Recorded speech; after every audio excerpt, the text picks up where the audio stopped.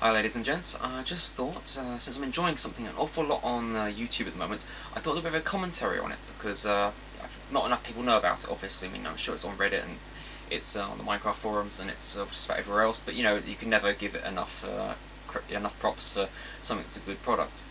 What I'm talking about here is the Mindcrack Ultra Hardcore series they've started doing. It's Series 3, they've changed the layout for it. Now if you don't know what the Ultra Hardcore mod for Minecraft is, basically it sets the game world to hard. It means that if you've got full health, well, if you've got full hunger bars, you no longer regenerate health. The only way of regenerating health is through golden apples and health potions. And obviously they're hard to come by, especially in hard mode. And they've upped the ante with this third series, rather than just trying to make it to the end and defeat the dragon while in this particular mode. They've actually got it so it's 8 players who are all up against each other in a 2,000 by 2,000 meter map area, and it's pretty much a Highlander setup. Only one can survive, and it's very far. It's on episode 2, so I'll be giving my little review of both episodes 1 and 2 of this, which is 16 videos total with 8 players, 2 episodes each, and they're doing them in roughly half-hour chunks.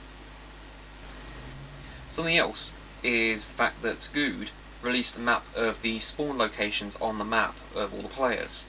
So what I've tried to do, and will continue trying to do, is follow them on this map, mark out their progress, and see when they're going to be getting within an appreciable distance of each other. Because there's a lot of tension in this. There's a lot of tension because you never know, and if they go to the crouch position, the name tags over the players vanish, so you can never be quite sure where they are. And with all the videos being released roughly on the same schedule, currently Etho's videos are about 20 hours behind everyone else's, I don't know why. It means that you're never quite sure up until the last minute where everyone is, so anything can happen. And it really is very exciting, especially if you get into watching these videos. I mean, I don't actually play Minecraft, but I actually love watching the videos. I'll start with Good, player 1 here. He moved around a bit after initially spawning in, so he lost some food bars. Bit of a handicap to start with. He started on a tundra swamp sort of border, so there was a lot of trees around. He managed to find some chickens. He found a natural cave with a water barrier in the front and dug into the back of it. Did a bit of mining.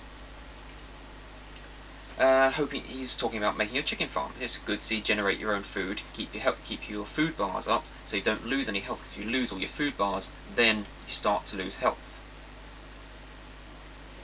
Episode 1, reasonably uneventful.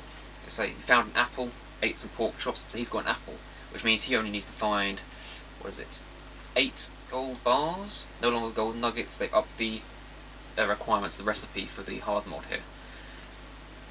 So he just needs to find 8 gold bars, or 8 pieces of ore to smelt down into gold bars, and he'll be able to make a golden apple, which will be able to recover his health.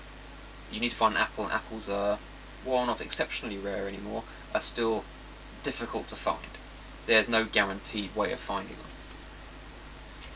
them. Episode 1, reasonably uneventful. Episode 2, he started removing chickens just in case, just killing the chickens, collecting the eggs, in case he could deprive someone else in the area of a resource if they happen to come through. He found some gold, and he doesn't have any iron to mine it with. Does find some eventually, not an awful lot.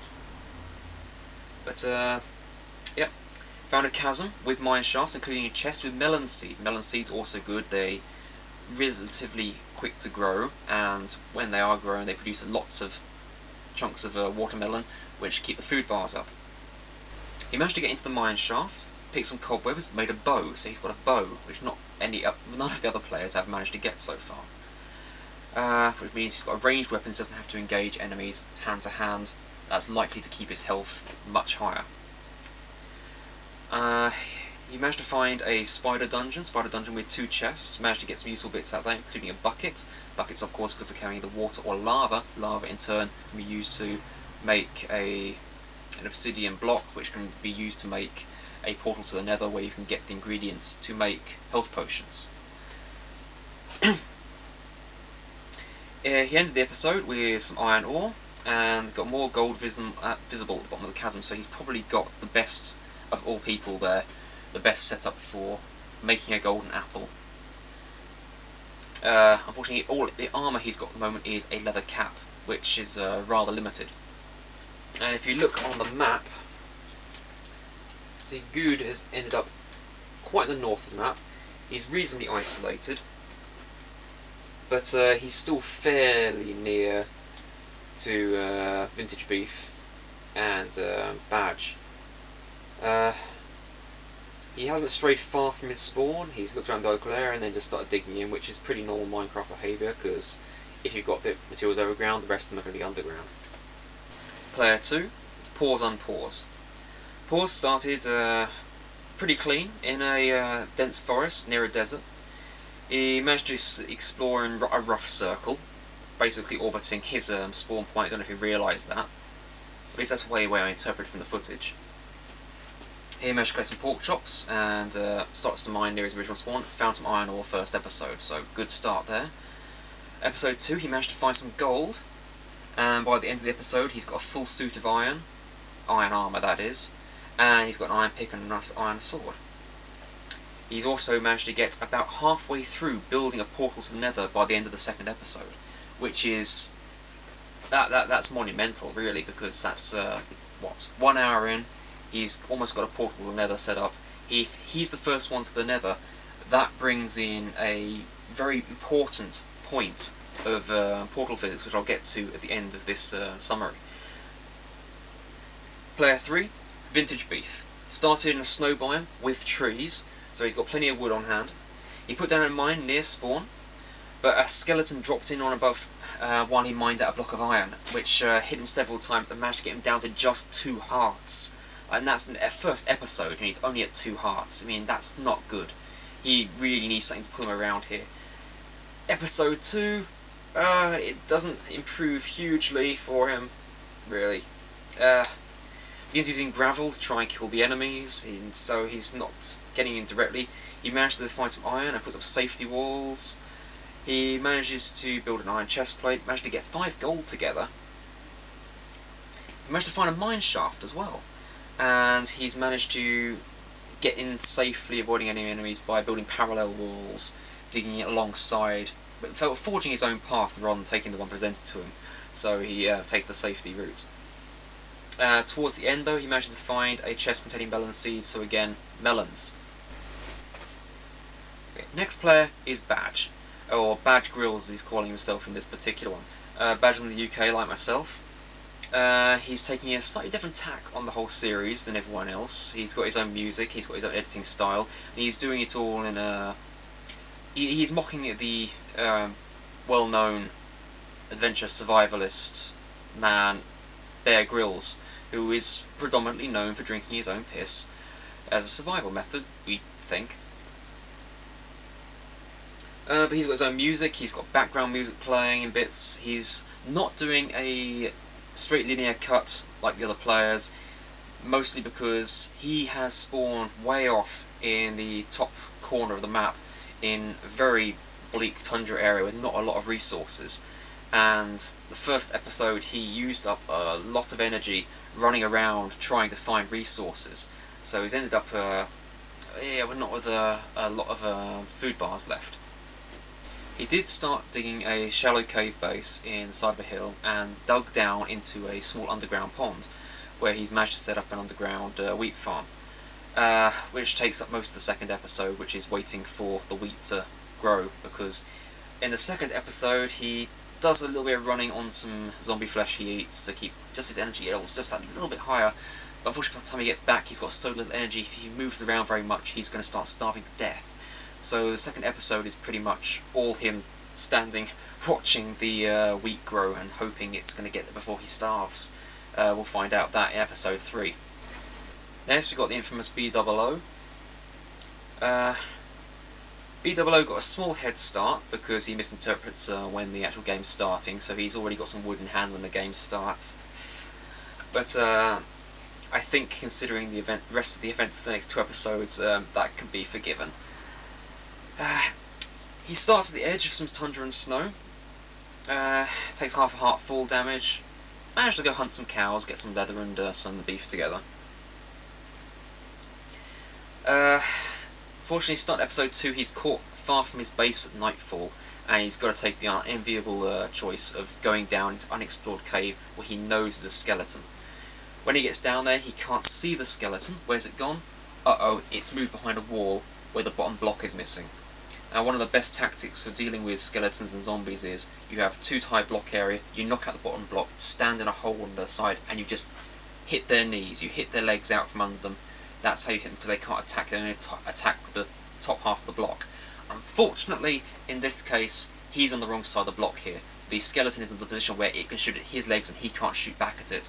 And that takes him down to just 4 hearts. Yeah, while digging around, he does find a little bit of iron and coal in the cave. He also finds a spawner full of zombies and of creepers, which he manages to take out fairly cleanly, and destroys the spawner, of course. After clearing out, he gets attacked due to a single block hole letting in skeletons and zombies. Ceiling just missed a bit, covering in, they come in from outside. This knocks him down to just half a heart. He's half a heart from death. Exit the game, no more. He starts taking the iron, starts smelting it down into ingots, and making himself up a suit of armour.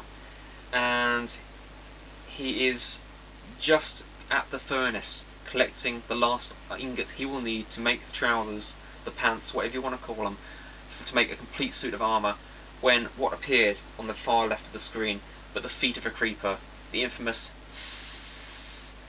the feet expand, it cuts.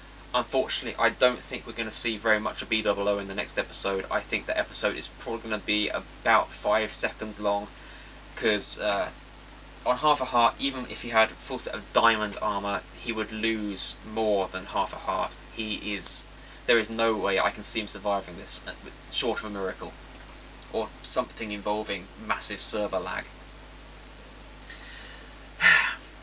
So sadly, I think he's going to be the first one we see die.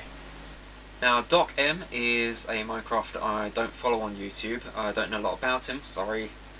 But he spawned with Kurt on a tiny island in the bottom corner of the map. Something glitched with the random spawn locations, and they ended up on a very tiny island. So they both decided to swim off in 2 different directions. And Docm went west. Doc settles right on the coast, first place he lands, and is probably one of the most relaxed Minecraft players in this series. He sets up a wheat farm there on the coast, just potters around. He manages to kill a spider. Unfortunately, the spider does take him for a bit of health. Takes him down to 7 hearts. But he does get its string, makes himself a fishing rod, and begins to fish. Makes himself a fishing hut, so he's got a good supply of food there, really. He has spawned on the edge of a jungle biome, and I don't know if his thought process was, if you get fish, you get cats. Cats keep away creepers. I'm not sure they actually attack anything, but, you know, either way, it's a good food resource to have on hand, which makes what happens a little bit all the sadder, really, because while he's in his fishing hut, a creeper gets in, that takes off some more health, then a spider gets in, that takes a bit more health, and then he loses more health due to starvation because he hasn't eaten anything, despite having something like 9 fish in his inventory. Which, oh, I'm sorry, Doc, that's just, I feel so bad for you, man. I mean, I know it's got to be a distracting game, but ow! Unfortunately, that's not the only time it happens either. While collecting a few more resources, doesn't get back to his base in time where he's letting the fish cook up, and starves down to just 1 heart. But again, if you look at the map, it doesn't look like he really needs a lot of that health, because, well, he's not gone very far. I mean, he is barely explored out of about a 20 meter square area. Now we have the famous Etho, who basically everyone in every comment for everyone else's video has been, yeah, by this point Etho will have diamond armor, he'll have some insane redstone machine that will just wipe everyone else off the map. Which made it a bit galling to see how far Etho's got, but he's still doing well. I mean, he's not lost very much health. I mean, he's still doing quite well. He's giving it a solid start, you know. what you've got is Etho starts parkouring his way down a mountain. He's on a fair old hillside. Has to avoid some coal, unfortunately, because he doesn't have any tools to mine it with yet. Makes his way to the edge of a jungle biome. Manages to get some wood, build a few tools, and he managed to find a lot of pigs. There's a lot of pigs in the area, so he's well set for pork. Digs himself in a temporary, digs himself a temporary base in a hillside. Dawn, though, he's off again, off around the coast, trying to find somewhere better, and he does find it. I mean, he really finds it. I mean, lucky man here. He goes round the corner, and there's basically a chasm there, open to the ground, visible lava, visible iron, visible coal, beautiful setup, goes right into the mountainside, nicely covered. So after doing a little bit of recon around the area, he heads back in, down into the ground. He has taken half a heart of full damage. That's not an awful lot. About the smallest amount of damage you can really take. Kills a lot of cows, finds iron, soon has a full suit of iron armour, plus a flint and steel, first of all the players, because no one else has a flint and steel yet, don't know why. Because at the very least, Paws is going to need one very soon. Also iron sword, pick and shovel. And at the end of episode 2, he's heading down, looking for some, he's looking for somewhere to make a portal, so obviously, lava. Last, but definitely not least, Kurt J. Mack. Kurt was the other half of the people who spawned on the tiny island, and he instead swum north. There was an incident, pre-start of the game, unfortunately, where Kurt tabbed out and unfortunately drowned swimming to the shore. He lost half his health, so everyone agreed. They changed the game mode, gave him 3 golden apples to bring him back up to full health to start the game proper, which is very good on everyone is concerned. Now, Kurt hasn't done a lot of multiplayer stuff. He's been fairly recent to the Mindcrack server, as I understand, and though he has been doing his exploration tactics, so he has got a good tactical mind on him. He did admit that he was panicking, and he's probably the only one to admit to panicking, but he's still pushed on pretty hard, being very conscientious of that anything he might leave would give away his position, always filling in holes behind him as he went. He managed to get himself basic tools pretty well set up first. Anyway, Kurt did find an apple. Just a basic apple mine, but he's well set there, ready for, if he finds gold, he's set to make a new golden apple. So that's only... He begins to dig though. He found a nice cave, lots of iron, all in a very compact area. Managed to take out a skeleton, got the bones to that, and managed to recruit a wolf, which is an excellent tactic. If you can recruit wolves, they will attack anything that attacks you or that you attack. So it's like having backup. It's really an excellent strategy to go along with. Didn't go all the way with it, unfortunately. Unfortunately, that apple he has to eat to fend off starvation damage. That leaves only one player, I believe, with an apple. He has enough iron to make a partial suit of armour, and then decides to head north. During this time, he starts shearing some sheep because he gets confused, and unfortunately, he tries to make a spawn bed. Not a lot of use when it's to the death match. Anyway, he goes mining again, finds some more iron, manages to make some buckets, very handy to have around, very useful. Travels a long way north, making a boat, travels across the sea. Unfortunately, he loses the wolf in the process. He gets too far on the land, the wolf can't spawn, so it despawns, lost forever. But in taking this boat, he's probably become the most travelled of all the players, and has moved radically from his spawn area. There are a couple of things I want to note about the map that I've noticed so far. A lot of people while playing are saying they've been concerned that maybe the map's too big, we won't find each other. I think that's not going to be a problem for much longer because of the second issue. The second issue is portal physics. And while I'm not an expert by any means, I can read a wiki, and the Minecraft wiki says that any portal created in the overworld will obviously create a portal in the Nether, but that portal in the Nether will be where any other portal in the overworld within a radius of 1024 meters will link to. So the first person who sets up a portal in this map, any other portal created within a radius of 1024 meters will link to the same portal in the Nether. And that portal in the Nether will link back to the nearest relative portal in the overworld, which will be the first one. So if Paws gets his portal set up first, then it means anyone else's portal within that area will go to the same portal in the Nether, and anyone returning from the Nether through that portal, even if they miss each other completely in the Nether, they're going to end up back in Paws on Paws' base. It's going to get crowded. It's going to bring everyone together who is capable of making a portal. And the only people... I've roughly worked out where the portal is. If you look at the map, assuming that's roughly the location of Paws on Paws, only 2 people are likely operating outside of its sphere of influence. And that's Good, and that's Badge. And neither of them are close to making portals yet, but when they do, even once they get into the Nether, because the Nether is 8 times smaller, relatively speaking, than the overworld, they're still going to be popping up within like 400, 500 meters. You think that 2000 by 2000 divided by 8 is only 256 by 256. That's not a lot of area. So they're likely, they're high odds. Once it gets to the Nether, that's where people are going to start killing each other. That's when the player killing is going to start.